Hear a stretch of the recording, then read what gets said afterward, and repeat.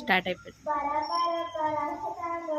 ఈ అవకాశం ఇచ్చిన సర్వోన్నతుడు ఘనమైన తండ్రికి మొదటిగా లెక్కలేని నా స్తుతులు స్తోత్రాలు తెలియపరుస్తూ ఆరాధనకి చేరువచ్చిన నా సహోదరి సహోదరుని మీ అందరికీ యేసుక్రీస్తు పరిశుద్ధ నామమున హృదయపూర్వక వందనములు తెలియపరుస్తూ ఆయా ప్రాంతాల్లో ఉండి దేవుని యొక్క వాక్యాన్ని లైవ్ ద్వారా వింటూ వీక్షిస్తూ మరి ఆసక్తి కలిగి సత్యవాక్యాన్ని అనుసరిస్తున్న ప్రతి ఒక్కరికి మరి తాటిపరిలో ఉన్న క్రీస్తు ప్రభు సంఘము నుంచి హృదయపూర్వక వందనాలు ప్రతి ఒక్కరికి తెలియపరుస్తూ దేవుడు మనకిచ్చిన సమయాన్ని సద్వినియోగపరుచుకుంటూ దేవుడి యొక్క వాక్యాన్ని శ్రద్ధగా మనం వినాలని అని కోరుకుంటూ ప్రార్థన చేసుకుని వాక్య పరిచయలోనికి మనం వెళదాం.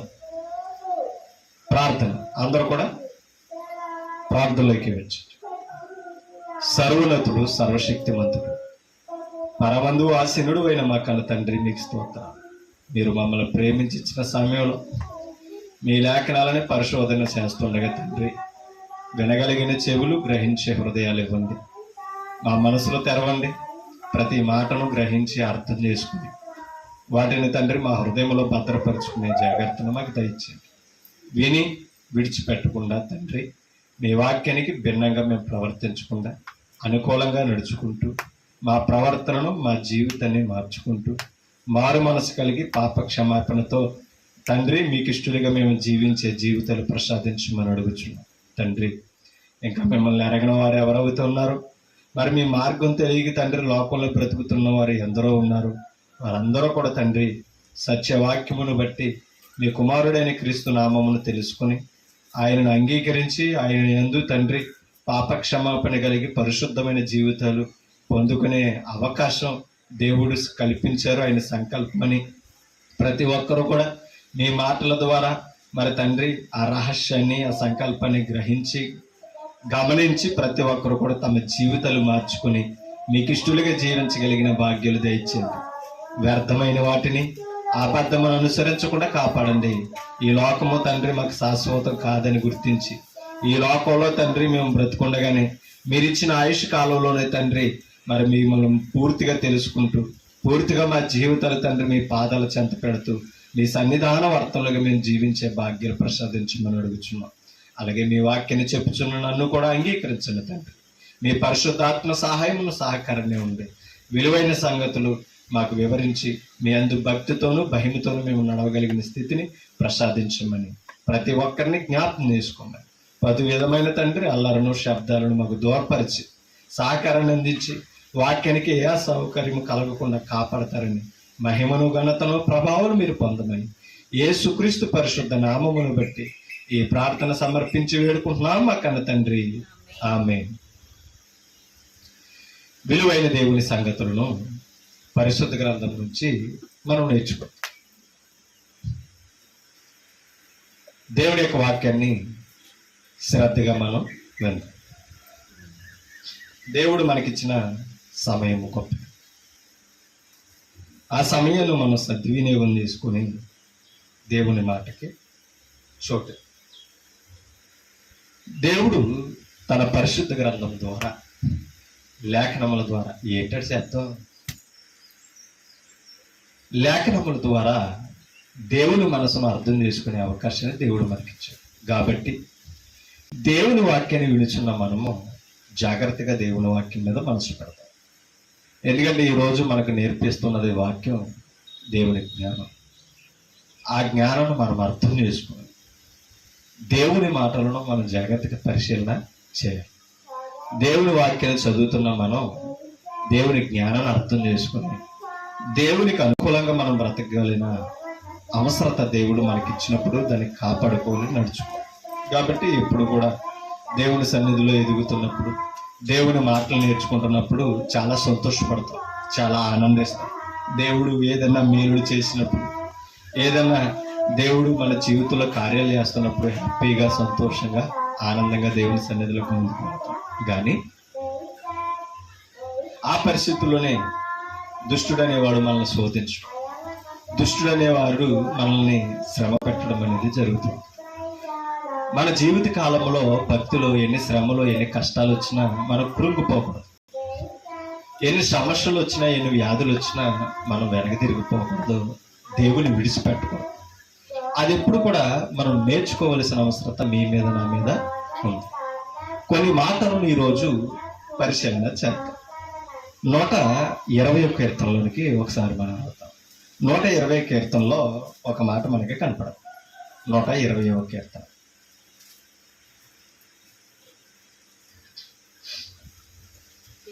మొదటి వచ్చినని మనం చదువుతాం. నా శ్రమలో నేను యెహోవాకు మొర్ర పెట్టి తిని. యాత్ర కీర్తన మాట్లాడుతూ భక్తులు వివరిస్తున్న మాట్లాడు. వారికి శ్రమ వచ్చినప్పుడు ఏం చేశారట? మొర పెట్టారట. మొర పెట్టడం అంటే అర్థం ఏంటి? ప్రార్థన చేసి తమ విన్నపాలు దేవునికి తెలియపరిచారు. ఏమొచ్చినప్పుడు? ఏమొచ్చినప్పుడు? శ్రమ వచ్చినప్పుడు. మనకు ఒక మాట అర్థమవుతుంది. శ్రమ కలిగినప్పుడు ఏం చేయొచ్చని? ప్రార్థన చేయొచ్చు. నా శ్రమలో నేను యెహోవాకు మొర్ర పెట్టి తిని, ఆయన నాకు ఉత్తరం ఇచ్చిన. భక్తులు అంటున్నారు దేవుడు మాకు సమాధానం ఇచ్చాడు. అంటే ఏంటి తెలుసా? ఆ శ్రమను తప్పించాడు అనమాట. ఏమిని అమ్మా? ఆ ప్రార్థన విని శ్రమను తప్పించాడు. అది ఉత్తరం ఇవ్వడం అనమాట. 18వ కీర్తనలోనికి మనం వెళ్తాం. 18వ కీర్తన 6వ వచనాన్ని ఒకసారి మనం చదువుతాం.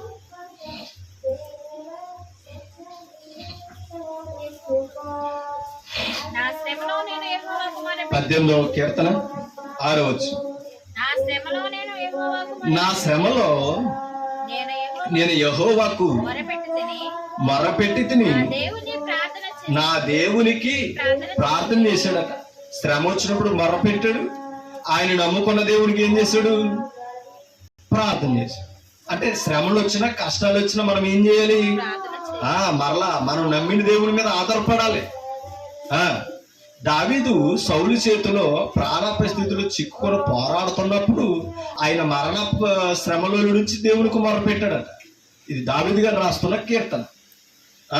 ఆయన తన ఆలయములో మొత్తం మీద మన ప్రార్థనని ఏం చేస్తున్నాడట? ఆలకిస్తున్నాడు. ఎక్కడుండి? తన ఆలయములో ఉండి ఆలకించి నా ప్రార్థన అంగీకరించను. మీకు అర్థమా? అంటే ఆయన నివాస స్థలానికి వెళ్ళాలి. మీకు అర్థమవుతుందా? ఆయన సంఘానికి వెళ్ళాలి. ఆయన సంఘములో ప్రార్థిస్తుండే ఏం చేస్తున్నాడు? ఆయన ఆలకిస్తాడు. పాత నిబంధనలో సన్నిధి అంటే ఆయన నామం పెట్టబడిన యెరూషలేము ప్రాంతం. ఇప్పుడు క్రీస్తు నామము కలిగిన సంఘమే ఆయన సన్నిధి. ఓకేనండి? అంటే దేవుడు మనకిచ్చిన అవకాశం ఏంటి తెలుసా? కష్టం వచ్చినా, బాధ వచ్చినా, శ్రమ వచ్చినా, ఏ పరిస్థితి వచ్చినా ఆయన సన్నిధికి వచ్చి ఏం చేసే భాగ్యం ఇచ్చాడు తెలుసా? మొర్ర పెట్టి మన విన్నపాలో ప్రార్థన పూర్వకంగా తెలియపరుచుకునే అవకాశాన్ని దేవుడు మనకిచ్చాడు. కాబట్టి సన్నిధిని విడిచిపెట్టిన, సన్నిధికి మానవేసిన దేవుడితో మనకున్న అనుబంధాన్ని పోగొట్టుకుంటున్నాం. దేవుడికి మన అవసరతను చెప్పుకునే సమయాన్ని పోగొట్టుకుంటున్నాం. అందుకని అన్నాడు, నా ప్రార్థన తన ఆలయంలో ఆలకించి నా ప్రార్థన అంగీకరించను. నా మొర ఆయన సన్నిధిని చేరి ఆయన చెవుల, అంటే మనకు ఉండాలి. ఆయన సన్నిధికి వెళ్ళి ప్రార్థన చేస్తే దేవుడు కార్యాలు చేస్తాడన్న మనసుకు మనం రావాలి. ఆయన చెవుల జోచెను. ఎప్పుడు? ఆయన సన్నిధికి వెళ్ళి ప్రార్థించిన. కాబట్టి అది ఎప్పుడు కూడా మనం అర్థం చేసుకోవాలి. ప్రార్థన అనేది ఆయన సన్నిధికి నడిపిస్తుందని మనం గుర్తించాలి. మీకు అర్థమవుతుందండి? ప్రార్థన అనేది ఆయన సన్నిధికి నడిపిస్తుందని గుర్తించాలి. ఒక మాట మీకు చూపిస్తాను. యోనా గ్రంథంలోనికి వెళ్తాం. యోనా గ్రంథం 2వ అధ్యాయం. యోనా గ్రంథం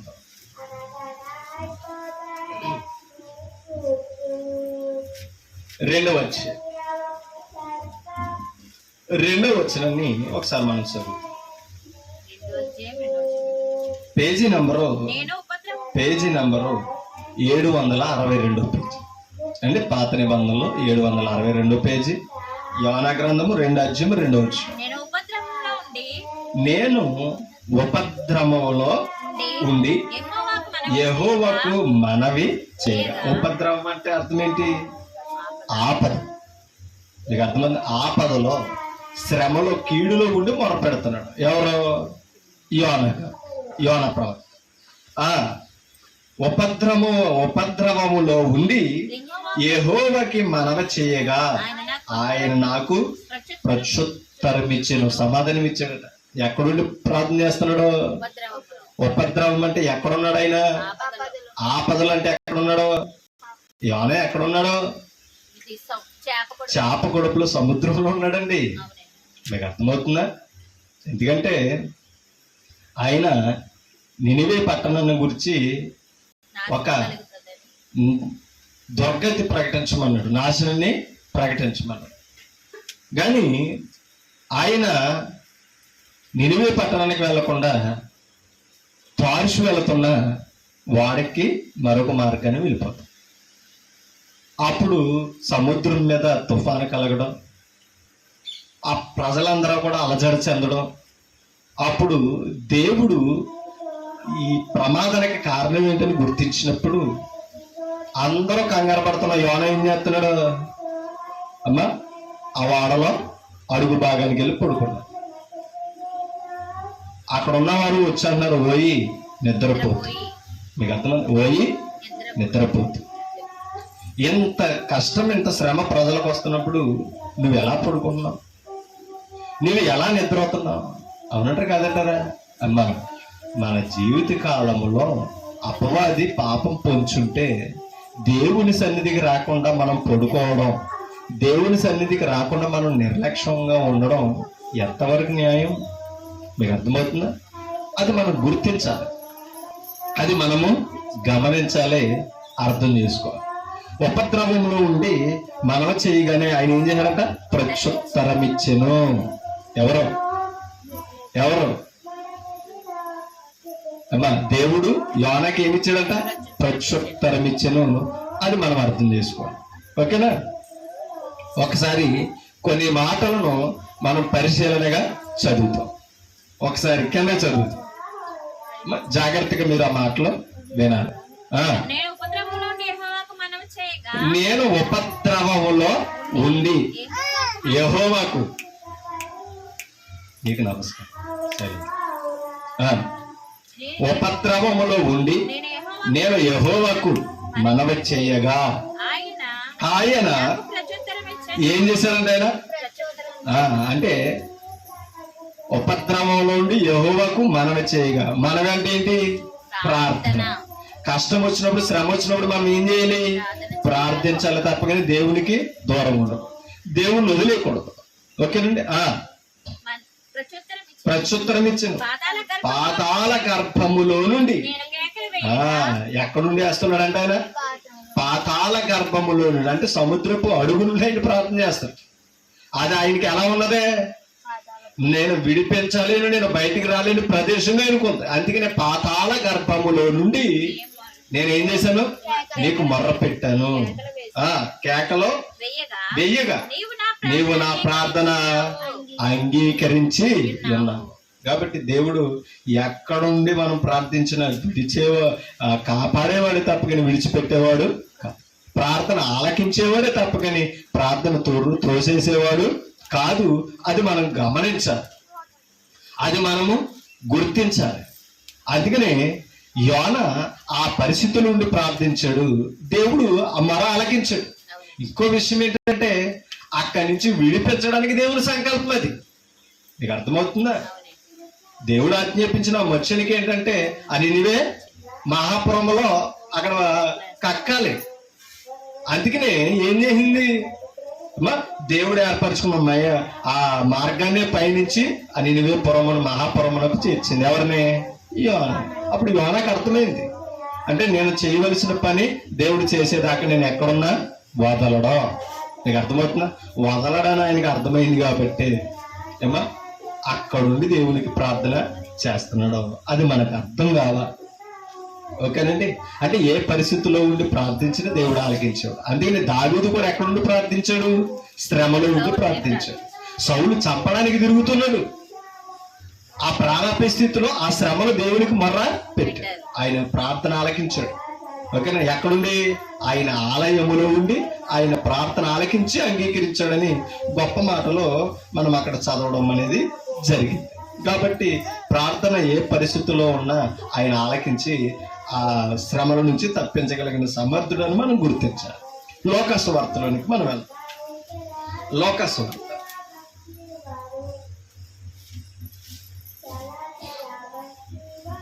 తీసారా? లోకాసు వార్త 22 అధ్యాయము 44 వచనాన్ని మనం చదువుతాం. 22 అధ్యాయము 44 వచనం. ఆయన ఎవరో? యేసుక్రీస్తు. ఆయన వేదన పడుతున్నాడట. ఆయన వేదన పడి మరింత ఆతురముగా. ఎవరు?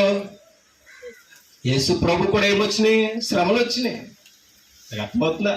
యేసు ప్రభు కూడా ఈ భూమి మీద శరీరంలో ఉండగా శ్రమ పడ్డాడు. మీకు అర్థమవుతుంది? అపవాది చేత శోధింపబడ్డారు. అది మనం గుర్తించాలి. అందుకని ఆయన వేదనలో ఉన్నప్పుడు ఏం చేశాడు? ఆయన చెప్పాలి, ప్రార్థించారు. కాబట్టి మనకు వచ్చిన వ్యాధుల్లో, మనకు వచ్చిన కష్టాల్లో, మనకు వచ్చిన శ్రమలో ఏం చేయాలి? యేసు ప్రభు కూడా ప్రార్థనకు మాదిరి. యేసు ప్రభు ఎక్కువగా ప్రార్థనలోనే గడిపాడండి. ఆయన ప్రతి సమస్యను దేవునికి తెలియపరిచాడండి. ఆయన ప్రార్థనతోనే ఎక్కువ గడపడం అనేది యేసు జీవితంలో మనం చూస్తాం. ఓకేనండి? కింద చదువుతాం.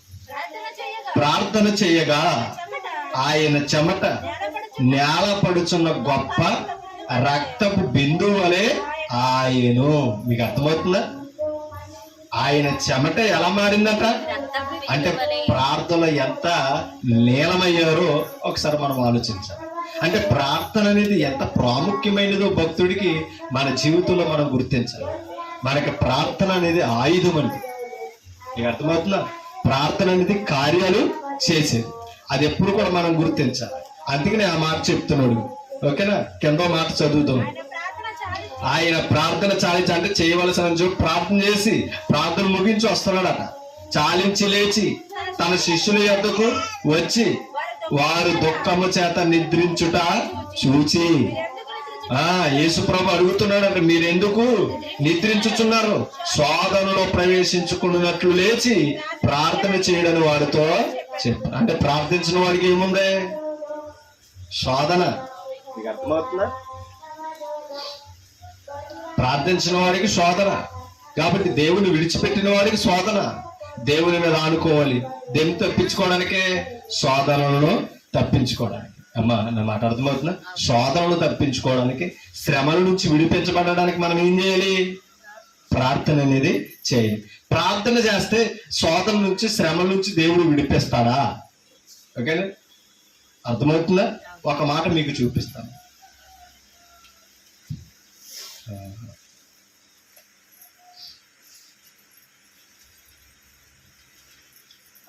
రాజుల గ్రంథంలోనికి మనం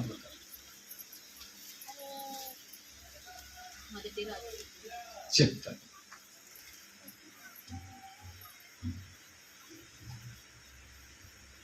రెండవ రాజుల గ్రంథము 20 అధ్యాయం.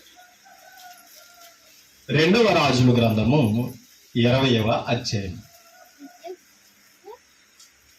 చూడండి. మొదటి నుంచి మనం చదువుతాం. ఆ దినములలో ఏ రోగం వచ్చిందట?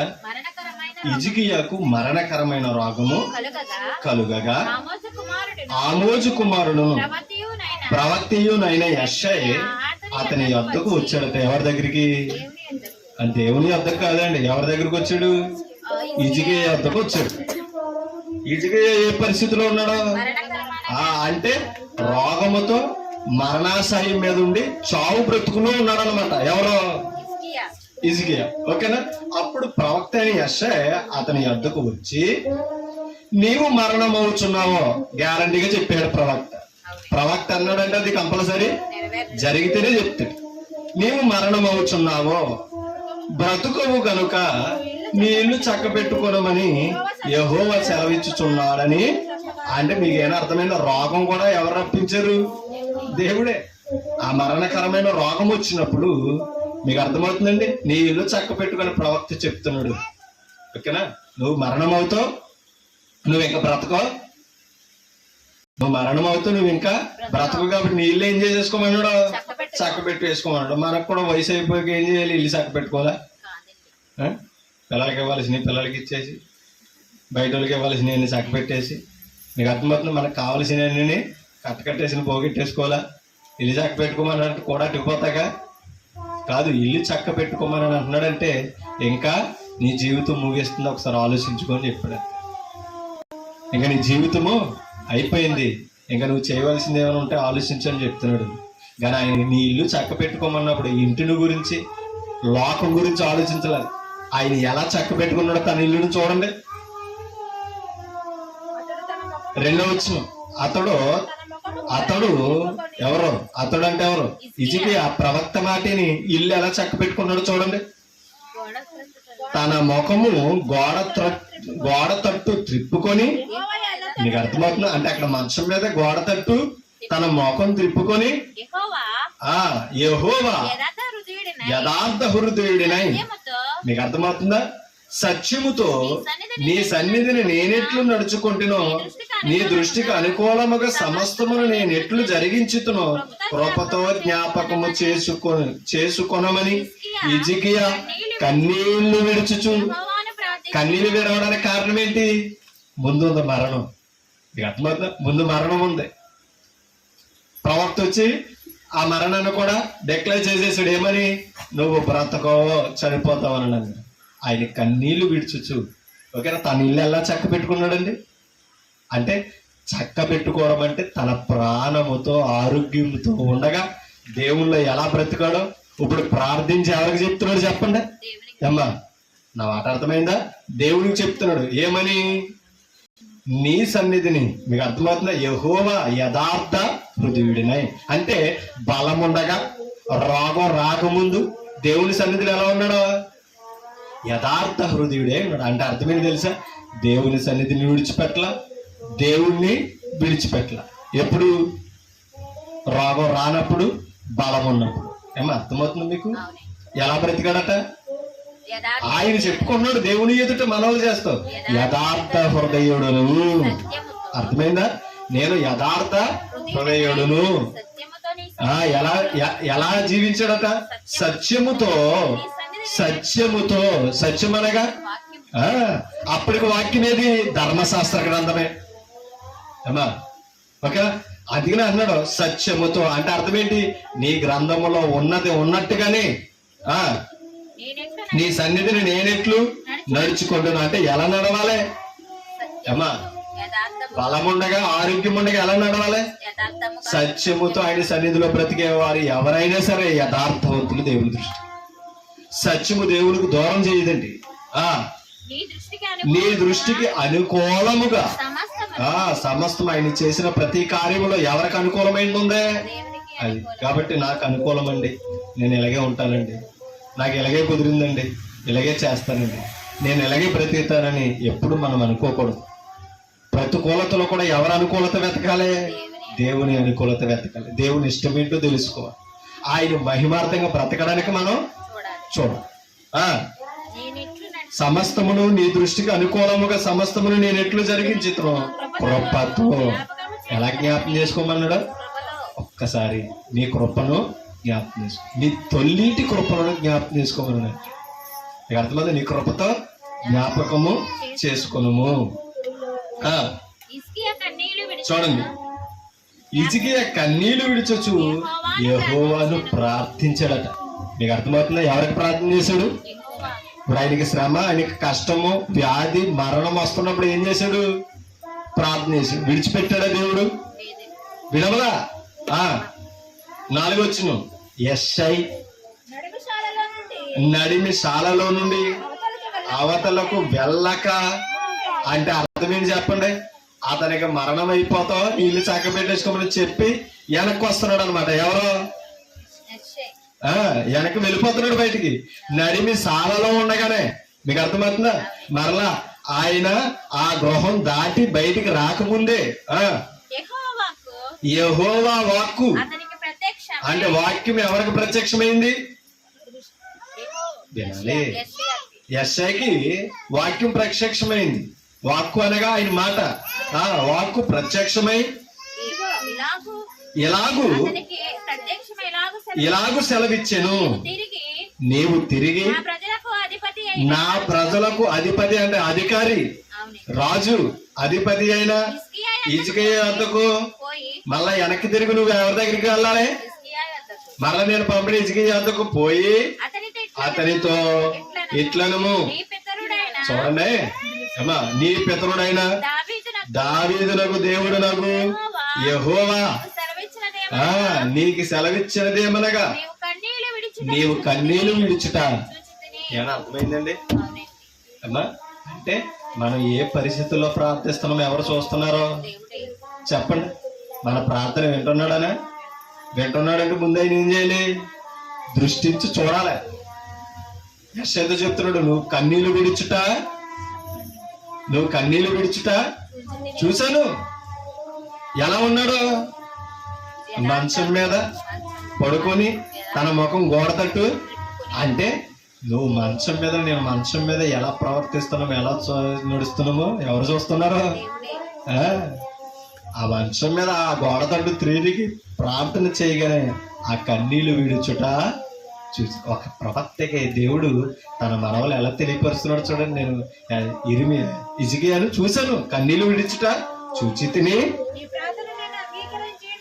నీ ప్రార్థన నేను అంగీకరించి ఉన్నాను. ఎవరు అంగీకరించారు? ఏంటి అంగీకరించడం? ఏమని అంగీకరించాడు చెప్పండి? చదివాం కదా, ఏమని అంగీకరించాడు? దేవుడు హిజ్కియా యథార్థవంతుడని అంగీకరించాడు. సత్యముతో ఆయన సన్నిధిలో బ్రతికాడని ఒప్పుకున్నాడు. అదే కదా ప్రార్థన చేస్తా అంటే. ఇప్పుడు దేవుడిని దేవుడు నేను యథార్థుడిని అనగానే దేవుడు ఒప్పుకున్నాడు, త్రోసేసాడు. అంటే అలా బ్రతికాడు హిజ్కియా. ఓకేనా? యథార్థవంతుడని దేవుడు ఒప్పుకున్నాడు, సత్యముతో ప్రవర్తించాడని ఒప్పుకున్నాడు, సమస్తం ఆయనకు అనుకూలంగా జరిగించాలని చెప్పగానైనా ఒప్పుకున్నాడు. ఒక్క మాట చెప్తున్నానండి, ఇప్పుడు ఆయన సన్నిధిలో మనకి అవకాశాన్ని ఇచ్చాడు, బ్రతుకుతున్నాం. రేపొద్దున మనకి సమస్య వస్తాయి, శోధన వస్తాయి. ధైర్యంగా మనం ఎలా ప్రార్థించగలమా? దేవా నీకు ఇష్టమైనట్టుగా నేను సంఘంలో బ్రతికానని చెప్పగలమా? ఓకేనా? చెప్పాలంటే మనం ఏం చేయాలి? బ్రతకాలి, ప్రవర్తించి నడవాలి. అమ్మా అంటే ఒకవేళ నడిస్తే చెప్పుకుంటే వింటాడా లేదైనా? కాబట్టి దేవుడు మనకు చాయిస్ ఇచ్చాడు, అలా బ్రతికే అవకాశం ఇచ్చాడు. ఎందుకు తెలుసా? ఇంకా బలం ఉంది, ఇంకా స్థితి ఉంది. కాబట్టి మనకు అప్పగించిన పని నమ్మకంగా చేయాలి. రేపొద్దున కృంగిపోయినా వంగిపోయినా నువ్వు ధైర్యంగా ప్రార్థించే పరిస్థితుల్లో మనం ఉండాలి. చూడండి, నీ ప్రార్థన నేను అంగీకరించాను, నేను నిన్ను బాగు చేసేదను. 3వ దినమున నీవు యెహోవా మందిరమునకు ఏమవుతా? వెళ్తావు నా సన్నిధికి. 3వ దినాన్ని నువ్వేమవుతావు? నా సన్నిధికి ఎక్కిపోవదు. అసలే దేవుడు ఎంత భరోసా ఇచ్చాడు చూడండి. ఈ ప్రవక్త ఏమన్నాడో? చచ్చిపోతావు. ఓకే, నువ్వు ఇంకా బ్రతకో, నీళ్ళు చక్క పెట్టేసుకో అన్నాడు. ఒక్కసారి ప్రార్థించగానే, ఓకేనండి, ఒక్కసారి ప్రార్థించగానే ప్రార్థన విని దేవుడు అదే ప్రవక్త ద్వారా ఏమని చెప్పిస్తున్నాడు? నువ్వు కన్నీళ్లు విడిచిట చూచాను. అంటే యెషయా చెప్తున్నాడంటే ఎవరు చూశారని? నీకు అర్థమవుతుంది? ఎవరు చూశారని? దేవుడు చూశాడని యెషయాకి దేవుడు చెప్తున్నాడు. ఆ మాటలు తెలియపరుస్తున్నాడు. నువ్వు కన్నీళ్లు విడిచడం చూచితిని, నీ ప్రార్థన అంగీకరించను, నువ్వు ఇంకా బాగు చేసేస్తాను, నువ్వు ఎక్కి నా సన్నిధికి వెళ్ళిపోతావు. 3 రోజుల్లోనే వెళ్ళిపోతావు. నీకు అర్థమవుతుందండి? 3 రోజుల్లోనే వెళ్ళిపోతావు. అలాగే అమ్మా, ఇందాక యోనా గురించి మనం చదువు. ఎక్కడున్నాడు యోనా? ఉపద్రవంలో ఉన్నాడు. ఎక్కడ?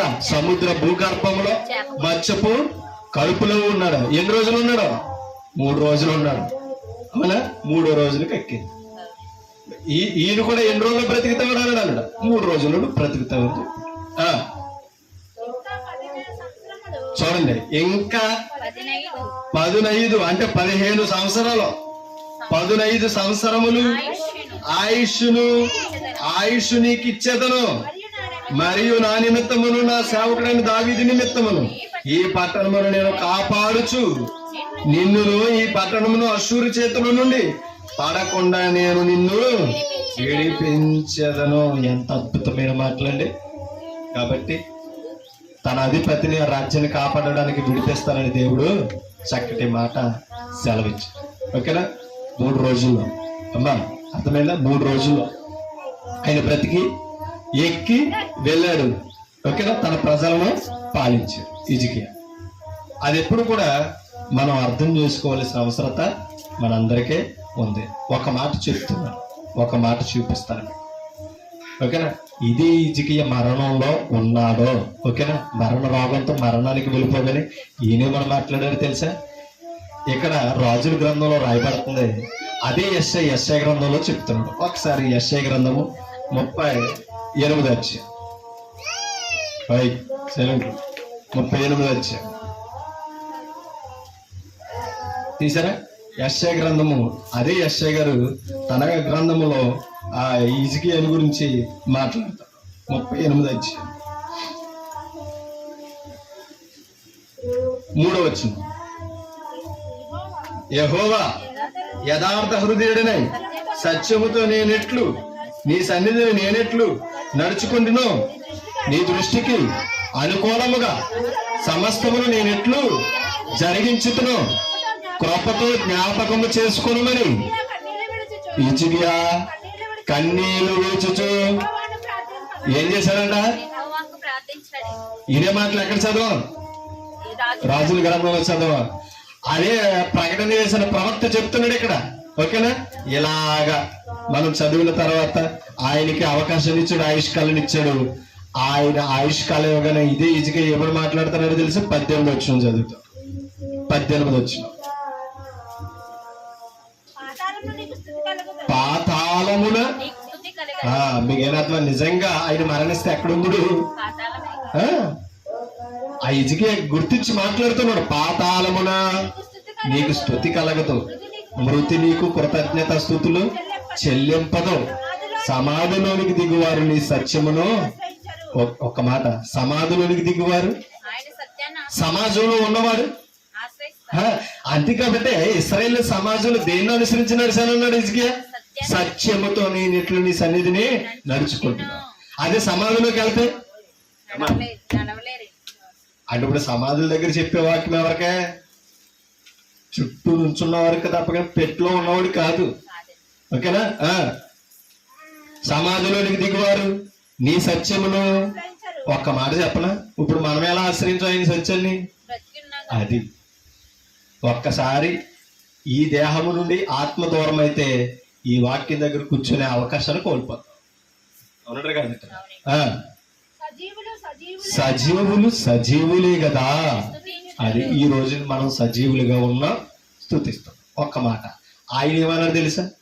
నేను మృతుడిని అవుతానని నువ్వు సెలవిచ్చావా? చనిపోతానని నేను నిన్ను ఏం చేయలేను? స్తుతించలేను. పాతాళానికి వెళ్ళిపోతే నీకు ఏం చెప్పలేను? కృతజ్ఞత చెప్పలేను. స్తుతి నీకు కలగదు. నేను అక్కడ చేయలేను. నీకు సమాజంలో ఉంటే, అధిపతిగా ఉంటే నేను చేయగలను. ఇప్పుడు ఏం చేస్తున్నాడు ఆయన? 15 సంవత్సరాల ఆయుష్ కానీ 3వ దినం మాట్లాడుతున్న మాటలు ఇవి. బ్రతుకుని మాట్లాడుతున్నాడు. ఏమని? సజీవులు సజీవులే కదా నిన్ను స్తుతించెదరు. ఈ దినమున నేను సజీవుడినే నిన్ను స్తుతించుచున్నాను. ఏమైనా అర్థమైందా?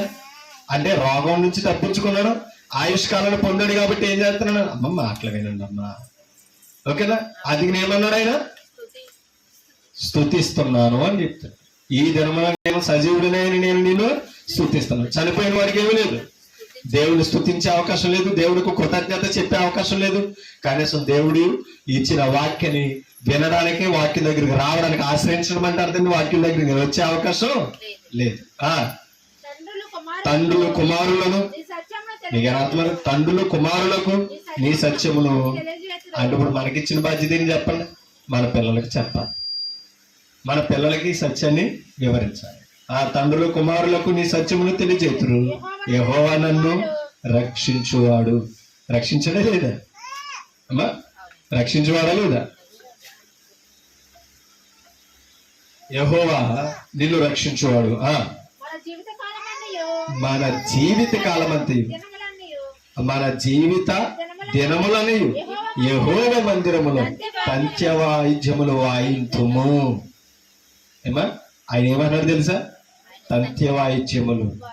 ఓకేనా? వాయిద్యాలతో నేను దేవుణ్ణి స్తుతిస్తాను, ఆరాధిస్తున్నాను. అది పాత నిబంధన కాలం. ఓకేనా?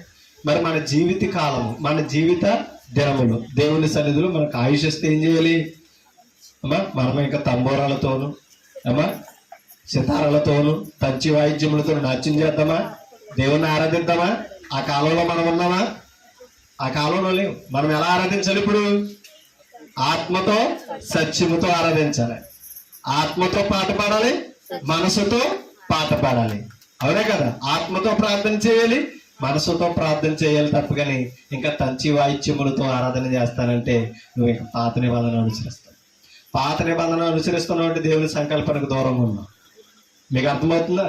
కాబట్టి మనం అర్థం చేసుకోవాలి, మనకు ఆయుష్ కల్పించాడంటే ఆయన సన్నిధిలో మనం ఏం చేయాలి? ఇప్పుడు చెప్పండి. మనం జిహ్వాఫలం అర్పిస్తూ ఆత్మ సంబంధమైన పాటలతో ఆయన నామాన్ని స్తుతిస్తూ వాక్యాన్ని ఆశ్రయిస్తూ బ్రతకవలసిన బాధ్యత మీ మీద నా మీద ఉంది. ఓకేనా? ఇప్పుడు మనకు అవకాశం ఇచ్చాడు దేన్ని ఆశ్రయించడానికి. మనకి ఏం అవకాశం ఇచ్చాడు? ఆయన్ని స్తుతించడానికి, ఆయన్ని కృతజ్ఞత స్తుతులు చెప్పే అవకాశాన్ని మనకి ఇచ్చాడు. నేడు ఆదివారం మనకి ఇచ్చాడంటే ఆయనకు కృతజ్ఞతగా బ్రతకాలి. దీన్ని పోగొట్టుకున్న వారు ఎందరో ఉన్నారండి. అందుకని ఏమంటున్నాడు? మన జీవిత దినములన్నీ యెహోవా మందిరములో ఉండాలి. ఇప్పుడు మన జీవిత దినాలు ఎక్కడ ఉండాలి? సంఘములో. అవునే కదా? యెషై మరియు యెషై అంజూరపు పండ్ల ముద్ద తీసుకొని ఆ పుండుకు, అది అంటే ఆ పుండు, ఏ పుండు? రోగం అనే పుండు ఏం చేసిందంట? ఆయనకి మరణాన్ని తెచ్చింది. ఇప్పుడు అంజూరపు ముద్ద, పండ్ల ముద్ద తీసుకున్నట్ట ఆ పుండుకు కట్టెను, అప్పుడు అతను బాగుపడినని చెప్పను. మరియు ఈచిక నేను యెహోవా మందిరమునకు పోయేదననుటకు గుర్తేమని అడిగి, నాకు గుర్తు కావాలి, 3 దినాలు ఎక్కిపోతానని అన్నాడు కదా దేవుడు. నాకు ఆ గుర్తు చూపించానని అడిగాను. మీకు అర్థం? అంజూరపు పండ్ల ముద్ద కట్టగానే ఆ పుండు స్వస్థత పొందింది, రోగం పోయింది, ఆయుష్ పొందాడు. దేవుని సన్నిధికి, మీకు అర్థమైంది? దేవుని సన్నిధికి ఎక్కువపోతాం 3వ దినాన్ని ఆయన అన్నాడా లేదా దేవుడు? ఈయనేమన్నా అన్నాడు? స్వస్థత వచ్చింది కదా, ఓన్లీ ఇప్పుడే కదా బాగుపడ్డాను, బలం తగ్గిపోయింది, ఒక 2 రోజులు సరిగ్గా బాగా భోజనం చేసిన తర్వాత, గట్టిగా తిన్న తర్వాత, బలం వచ్చిన తర్వాత అని అన్నాడా? ఒక వారం చూసుకున్నప్పుడు వెళ్తాను, లేకపోతే మంచి రోజు చూసుకుని వెళ్తాను దేవుని సన్నిధికి అని అన్నాడా? మనం అది ఏం చేస్తున్నాం ఈరోజు? అలాగే ఇప్పుడే కదా బాబా నీరసం పడి తగ్గింది, వచ్చింది, ఒక వారం వచ్చి వారం వచ్చేస్తుంది ప్రార్థనకి మా పిల్లలు. అదే కదా మనం చెప్పేది. ఇసిగి అలా అనుకున్నాడా? అసలు నేను ఇప్పుడు దేవుని సన్నిధికి వెళ్ళిపోవాలి, నాకు గుర్తేంటి చూపించు, నేను దేవుని సన్నిధికి.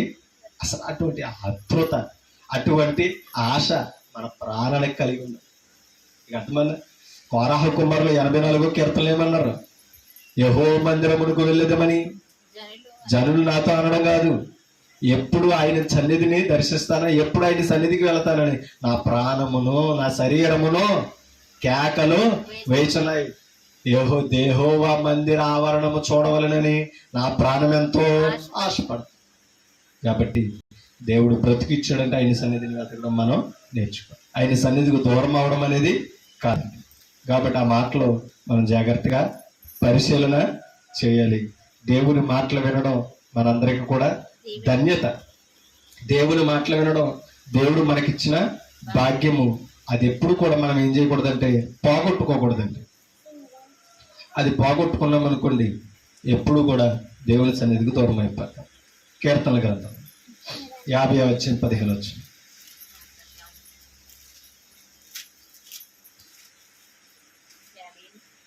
50:15 ఆపత్కాలమున నీవు నన్ను గూర్చిన మొర్ర పెట్టుము. ఏమని అర్థమైందా? దేవుడు అడుగుతున్నాడు, నీకు ఆపద వచ్చినప్పుడు నాకు మొర్ర పెట్టు అంటే అర్థం ఏంటి? ప్రార్థన చేయి, నా నామని జ్ఞాపకం చేసుకో, నన్ను జ్ఞాపకం చేసుకో. ఆపత్కాలమున నీవు నన్ను గూర్చి మొర్ర పెట్టుము, నేను నిన్ను. ఎంత బరువు చేస్తున్నాడని దేవుడు. నువ్వు నాకు మొర్ర పెడితే నేను నిన్ను విడిపించేదను, నీవు నన్ను మహిమ అంటే. ఇప్పుడు ఆయన విడిపించిన తర్వాత, ఆయన బ్రతికించిన తర్వాత ఏం చేయాలి? మహిమపరచాలంటే ఏం చేయాలి? ఆయన సన్నిధిని వెతికి రావాలి. ఓకేనా? హిజ్కియాను విడిపించాడు, ఆయన మహిమపరచడానికే ఆయన సన్నిధిని వెతికాడు. అందుకనే పాతాళం నిన్ను స్తుతించదు, అవునా? సమాధి నీ సత్యం ఆశ్రయించదు, మృతి నీకు కృతజ్ఞత స్తుతి చెప్పదు. కాబట్టి ఈ రోజు నేడు నేను సజీవుడినే బ్రతికుని ఉన్నాను. సజీవులు నిన్ను ఆరాధిస్తారు కాబట్టి నేను సజీవుడిగా ఉండి నిన్ను ఆరాధిస్తాను. ఇటు ధన్యత నాకు ఇచ్చాడు. ఎస్ఐ ప్రవక్త, నేను దేవుని సన్నిధికి ఎక్కిపోవాలి, నాకు గుర్తు ఏంటి అడిగాడు. అవునా కదా? కాబట్టి మనం ఎప్పుడు ఒకటి అర్థం చేసుకోవాలి, ఆయన సన్నిధిలో మనకు స్వస్థత. ఓకేనా? ఆయన సన్నిధికి వెళితే మనం శ్రమల నుంచి, ఆపదల నుంచి మనం తప్పించుకునే అవకాశం ఉంది. ఒక మాట మీకు చూపించి నేను ముగింపు వైపు వెళ్తాను. యోహాను సువార్త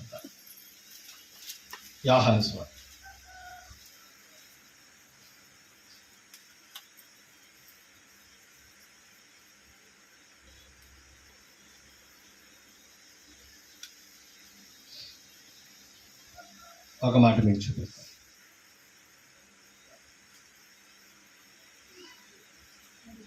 19 అధ్యాయం.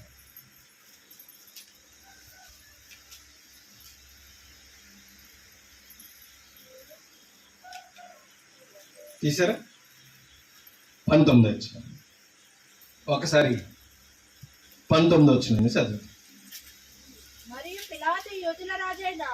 మరియు పిలాతు యూదుల రాజైన నజరేయుడగు యేసును పై విలాసము రాయించి సిలువ మీద పెట్టించెను. యేసు సిలువ వేయబడిన స్థలము పట్టణమునకు సమీపమై ఉండెను. అది హెబ్రీ గ్రీకు రోమ భాషలో వ్రాయబడెను గనుక యూదులలో అనేకులు దానిని చదివిరి. నేను యూదుల రాజునని వాడు చెప్పినట్టు వ్రాయమనగానే యూదుల రాజా ఆయన వ్రాయవద్దని యూదుల ప్రధాన యాజకులు పిలాతుతో చెప్పగా, పిలాతు నేను వ్రాసినదేమి అదే నేనేమి రాయాలో అదే రాశానండి. 3 భాషలను రాశాడండి. హెబ్రీ, గ్రీకు, రోమ పదాలలో ఆయన రాశాడు. ఎందుకంటే ఆ పిలాతు రోమీయుడు కనుక. అంటే ఆ 3 పదాల్లో ఉన్న వారందరూ ఈయన యూదులు రాజు అని గుర్తించినట్టుగా ఆ పై విలాసం మీద పదాలు యేసు ప్రభువుని గురించి రాశారు. ఓకేనా? ఒకసారి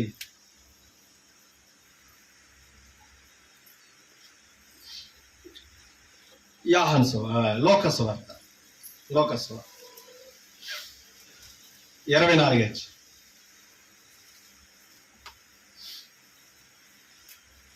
45 వచ్చి. అప్పుడు వారు లేఖనము గ్రహించినట్లుగా ఆయన వారి మనసును ఎవరు తెరిచారు? అంటే వాక్యం గ్రహించాలంటే మనసు ఎవరు తెరవాలి అమ్మా?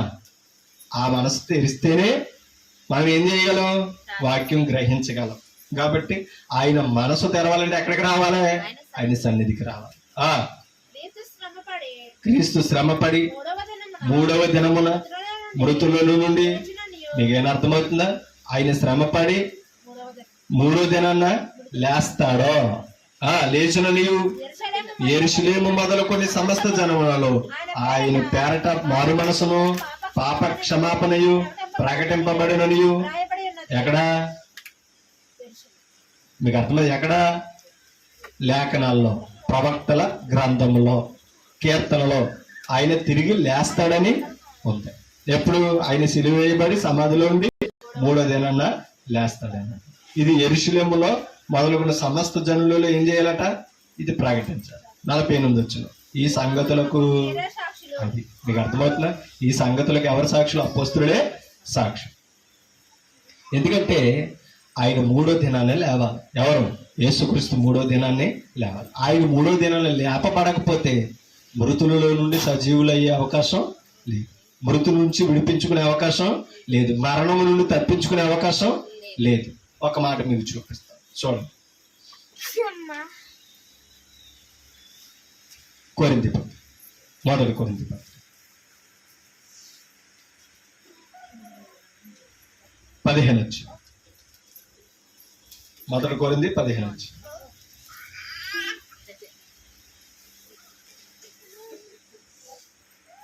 చూడండి. 2వ వచనం.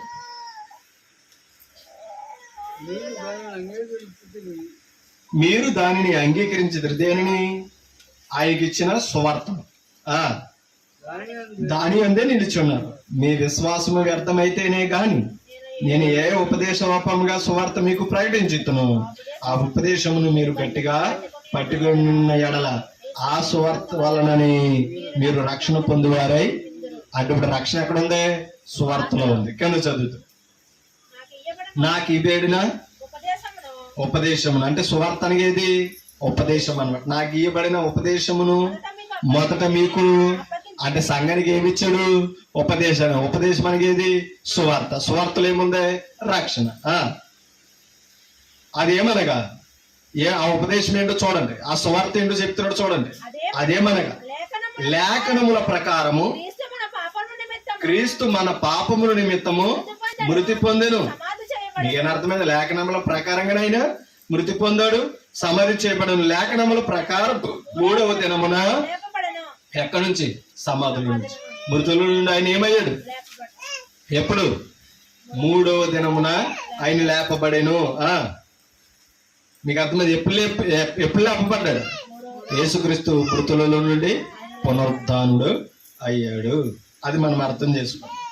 ఇక్కడే ఒక మాట మీకు చూపిస్తాను, చూడండి. ఒక మాట మీకు చూపిస్తాను. 20వ వచనం. ఎప్పుడైతే నిద్రించిన వారిలో ప్రథమ ఫలముగా క్రీస్తు మృతులలో నుండి, అంటే మొదట ప్రథమ ఫలం అంటే అర్థం ఏంటి? మృతుల్లో నుంచి లేచిన మళ్ళా కొలసీలు అంటాడు, ఆది సంభూతుడు. ఆయన మృతులలో నుండి లేచుటలో ఆది సంభూతుడు, మొదటి వాడు అయ్యాడట. ఎవరో? యేసుక్రీస్తు. అంటే యేసుక్రీస్తుకు ముందు ఎవరో లేపబడే అవకాశం లేదు. మృతుల్లో అక్కడి నుంచి తప్పించుకునే అవకాశం లేదు. ఈయన ఎప్పుడైతే మృతులలో నుండి లేచాడో, మరణాన్ని జయించాడో, మృతుల నుండి పునరుత్థానమే ఏర్పడింది. క్రీస్తు మృతుల నుండి లేపబడి ఉన్నాడు. మనుషుని ద్వారా మరణం వచ్చిన కనుక మనుషుని ద్వారానే మృతుల పునరుత్థానము కలిగిన. అందుకని శరీరాన్ని దాల్చి లోకానికి మానవుడిగా యేసుక్రీస్తు వచ్చాడు. ఎందుకని?